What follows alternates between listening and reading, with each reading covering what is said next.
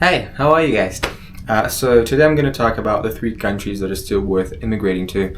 This is similar to a video I've already done, but since my channel is really small, most people don't even watch my videos anyway, so I think it's worth to actually talk about things again and maybe give it a slightly different frame so that maybe the video gets a little better. So this is what I'm doing now. Obviously, it's hard to deny that the world has been getting worse in the last few years. Even though materially, like if you look at GDP and total wealth, there's more wealth nowadays. People have more technology.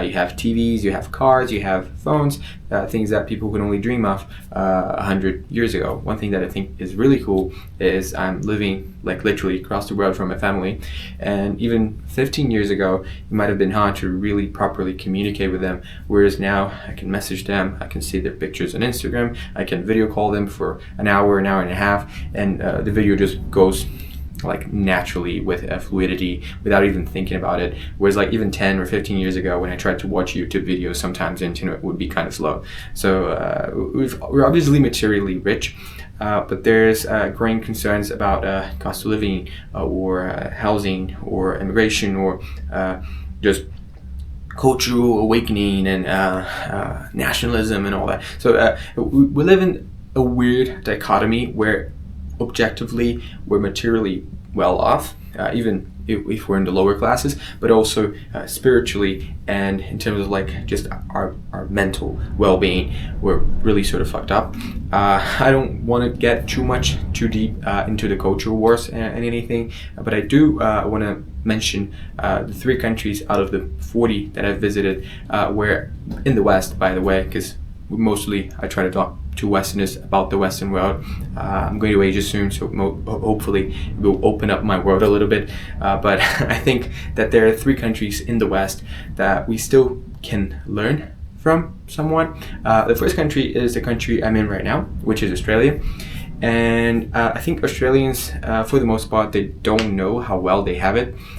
One thing that really shows how Australia is still pretty well off is how much people still move here, even from developed countries.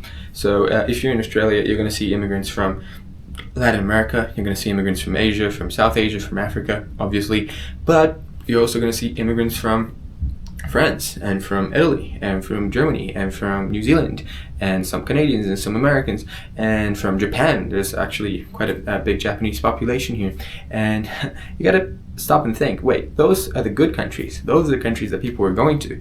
So if citizens of those countries are coming to Australia, it must be that Australia is doing something that's like really, really right. And it's true. For the most of it, you're gonna find a job in Australia. It's probably going to pay you better than in your home country, even if you're from Europe, even if you're from New Zealand or even Canada, especially on the lower level jobs. The minimum wage is really high. There's a lot of penalties involved. There's actually a lot of labor freedom, which means that for the most part, it's actually quite easy to get or find a job. If you're a tradie, you come to Australia, you live the good life. You're normally paid well over six figures. Don't quote me on exact averages or anything, but overall the perception is that you live a good life, and I can definitely attest to that. I've lived in Melbourne for most of the time I've been here, but I did go to Adelaide and Sydney and Gold Coast and Cairns and a little trip in Tasmania. And the thing is, it's hard to find anywhere that's not like a good place to live in Australia. Even here in Melbourne, suburbs that people quote are not as good, are actually perfectly fine, especially if you come from a developing country, but even if you come from a developed country. And I think there's a lot of reasons why Australia is well off. One of the reasons definitely is its natural resources. It's a very rich country, and there's not that many people living here. So if you just do a basic division per capita, there will be a lot of wealth. And so you come here, you kind of benefit from the wealth all around you. So that's definitely one factor, but I don't even think it's the main factor. I think it's also the fact that Australia is very open overall. So it has an open trade policy. It's very easy to start a business. It's very easy to come here. The government is very efficient. The form of government specifically in Australia is absolutely fascinating. If you ever have the time to Google and you do kind of like geopolitics, the way the Senate and the House or the parliament here in Australia work are very fascinating. The way elections work here in Australia with a single transferable vote is also very fascinating, and it shows off. Australia overall in the last 100 years has just been the lucky country, and before the pandemic it had been literally 30 years just growing. After the pandemic there was a bit of a GDP per capita kind of recession, but Aussies are still very, very lucky to be here. And if you can have a working holiday here, or if you can move here for a certain amount of times, or even if you manage to immigrate, I still believe that Australia overall has very sound institutions and has an overall very bright future. I think I'm definitely bullish on Australia, and I don't think the Kiwis and French and Italians and Germans will stop coming anytime soon, because Australia is the country where you can have your cake and eat it too. You can have great weather, great lifestyle, beautiful nature, not that many people, and at the same time have very good salaries. So that's country number one. Country number two, and again, not being very contrarian here, but the country number two is Switzerland. I definitely think that Switzerland is by far the best option in Europe. A lot of European countries have been sort of struggling, like the UK, like France, like Italy, like Germany, which is why so many of them have been flocking to Australia.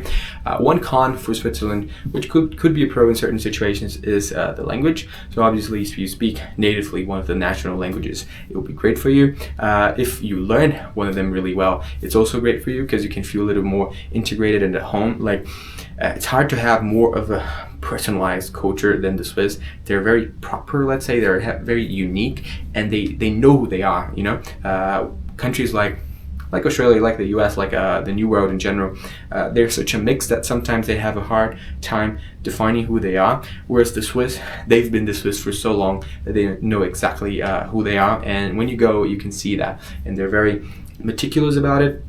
It's definitely not a country that's for everyone, because it's a country where you really do have to follow the rules, and in theory you have to follow the rules everywhere, but the amount and the strictness with which social conventions are enforced, or at least frowned upon if broken, is quite elevated in Switzerland, let's call it that. But Switzerland has, outside of the US, like pretty much, I think outside of the US, Switzerland has the highest salaries in the world. Like if you go to New York City or LA, you might have some really, really good salaries. But for pretty much any other industry, if you go to Switzerland, you're probably going to make more money. If you're English, if you're Irish, if you're from Norway, if you're from Denmark, if you're from Portugal, if you're from wherever, Switzerland really has really, really good salaries.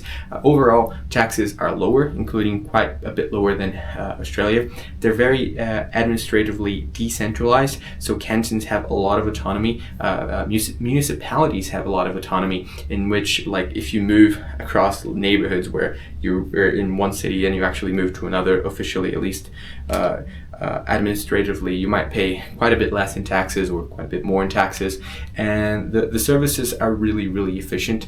Obviously, healthcare is mostly private, though there is some public funding, so in that sense it's a little bit more similar to the US, though there's a lot of differences in that. I'm not going to get into all of those nuances, and it's very, very federal.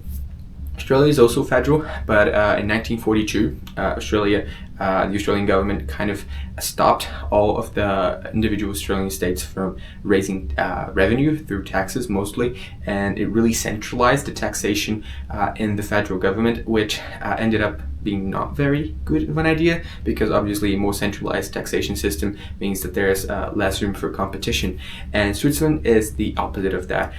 So more than 2/3 of all the taxes that you pay are actually directly paid into your canton or your municipality, and so obviously there's a lot of room for very different tax rates. If you go to Geneva, even if you go to Zurich, but especially if you go to the French part of Switzerland, if you go to Geneva, if you go to Lausanne, if you go to Freiburg, you're actually going to pay some fairly reasonably high taxes, whereas if you go to Zug, it's a known tax haven, and I think even personal income tax tops at like 22-25%, something like that, like no matter how up you go, which for developed countries is actually pretty low. Like I said, it's a certain particular type of person that would fit in Switzerland, but if you are one of those people, it's hard to find a better country for you, especially if you like the European vibe, especially if you don't like being isolated like Australia or New Zealand would be. You're right in the middle of everything. We used to have a calm, small country that doesn't even have, 9 million people yet, and even with future growth, it's going to take a while before it reaches like 10, 11, 12. So we have some time. And the third country I'm going to mention, which is a country that I'm going to mention, and there are going to be people in the comments, if this video gets any reasonable amount of views at all, complaining, oh, that's absurd, that's contrarian, that's not true anymore. But the fact is, one of the top 3 countries in the West for immigration still is the United States. And if you just looked at it objectively, it would be pretty clear for you to see why. Americans pay less taxes in all tax brackets. Like if you're poor in the US, you pay less taxes than if you're poor in Europe. If you're middle class in the US, you pay less taxes than most other developed countries. And if you're rich in the US, you also pay less taxes than most other developed countries, especially if you live in a no income tax state. So if you live in Florida, Texas, New Hampshire, Washington, whatever. But even if you live in California, you're probably paying less taxes than in most of the developed world. Obviously, the US doesn't have a unified sales tax system, so some US states don't have a sales tax. Even the ones who do actually have a much lower rate, which generally means that things like cameras or laptops or phones or computers or whatever tend to be cheaper in the US than pretty much everywhere else in the world. And definitely they're cheaper compared to the average salary in the US, which is, outside of Switzerland and Luxembourg, they're pretty much the highest on average in the world. And not just the highest on average, but also one of the highest in median. So the median in America, the one that's better than 50% of the population and worse off than 50% of the population, is still doing really, really, really well internationally. Obviously, in the last 10, 15 years, since around the recession, the US has grown much more rapidly than most of its European counterparts, and even than Australia for that matter. And so if you want to be the best, or if you want to have the biggest company, or if you want to have the best, most outstanding, most ambitious career, it's hard to tell you not to go to America. America is really, in that sense, a land of sheer opportunity, where you're going to have some of the best job offers in the world, some of the best startup funding in the world, some of the best, just the money is there, the people are there, it's a huge population, everybody speaks English, it's the culture, it's the global superpower, and any other powers like China or Russia or Europe or whatever do not compare with the US, at least as of 2025. And it's not going to change in the next 5 or 10 or 15 or 20 or 25 years. It might change after that, but the US is still going to be on top for quite a while. And so depending on your political views, obviously, depending on your goals in life, depending on what matters most to you, one thing I'm going to say is the US is definitely one of the most violent countries in the world, especially in the developed world, and gun crime and overall crime are definitely a problem there. Also, I think that the US doesn't get all policies right, and that's obvious, but a good thing with the US is, let's say you're progressive, mostly if you're progressive, especially outside of the US, you would never want to move to America. But what you might find out is that California, or especially LA or SF, actually one of the most liberal progressive places in the world. And so even if you're progressive and the US is on average conservative, you might find a very suitable home in places like SF or Seattle or Washington DC or even Hawaii. And also if you're conservative, it's hard to say that it's also not the best country in the world for you, because in places like Texas or Florida or even Alaska or a more libertarian minded state like New Hampshire, you might really feel at home virtually no matter what your political position is. And so I still think that the US is a great country to immigrate to. I still think it offers a lot of opportunity. And so Australia, Switzerland, and the US, I think those are the big 3 dreams in the Western world that is still viable. Obviously, with Germany lagging behind, with Italy lagging behind, with France, with the UK definitely lagging behind, with Canada having a bit of a stagnating economy, not just in the past year, but in the past decade. It also has sort of its problems. But those are definitely, in my opinion, the 3 big dreams that the West still has to offer. So I'd love to see your comments down below, and I'll see you guys around.